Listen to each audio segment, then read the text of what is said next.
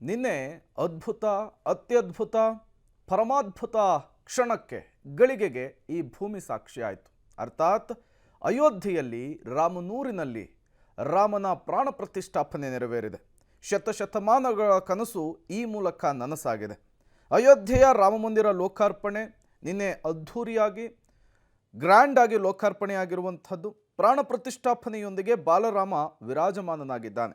ಈ ಕ್ಷಣಕ್ಕೆ ಸಾಕ್ಷಿಯಾಗಲು ಬಂದಿದ್ದಂತಹ ವಿವಿಐಪಿಗಳು ಅಯೋಧ್ಯೆಯಿಂದ ನಿರ್ಗಮಿಸಿದ್ದಾರೆ. ಇಂದಿನಿಂದ ಬಾಲರಾಮನ ದರ್ಶನವನ್ನು ಮಾಡಲಿಕ್ಕೆ ಸಾಮಾನ್ಯ ಭಕ್ತರಿಗೆ ಅವಕಾಶವನ್ನು ಕಲ್ಪಿಸಲಾಗ್ತಾ ಇದೆ. ಇಲ್ಲಿ ಗಮನಿಸಬೇಕಾದಂತಹ ವಿಚಾರ ಅಂದರೆ ಎಲ್ಲರಿಗೂ ರಾಮನ ದರ್ಶನ ಉಚಿತ ಅನ್ನೋದು ಗಮನಿಸಬೇಕಾದಂತಹ ವಿಚಾರ. ಆದರೆ ರಾಮನ ದರ್ಶನಕ್ಕೆ ಮೊದಲೇ ನೋಂದಣಿಯನ್ನು ಮಾಡಿಸಿಕೊಂಡಿರಬೇಕಾಗುತ್ತೆ. ನಿಯಮಿತ ಸಂಖ್ಯೆಯಲ್ಲಿ ಮಾತ್ರ ಭಕ್ತರಿಗೆ ದರ್ಶನದ ಭಾಗ್ಯವನ್ನು ಕರುಣಿಸಲಾಗ್ತಾ ಇದೆ.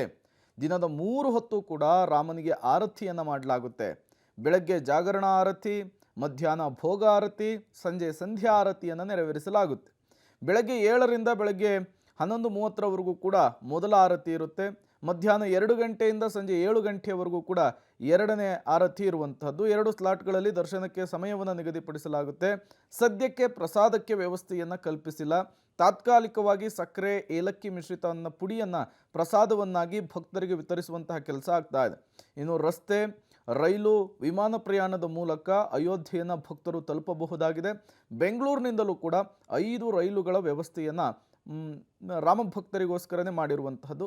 ಪ್ರಯಾಣದ ಬೇಡಿಕೆಯನ್ನು ಆಧರಿಸಿ ಇನ್ನಷ್ಟು ರೈಲುಗಳ ಸೇವೆಯನ್ನು ಆರಂಭಿಸಲಿಕ್ಕೆ ರೈಲ್ವೆ ಇಲಾಖೆ ಪ್ಲಾನ್ ಅನ್ನು ಮಾಡಿಕೊಂಡಿದೆ.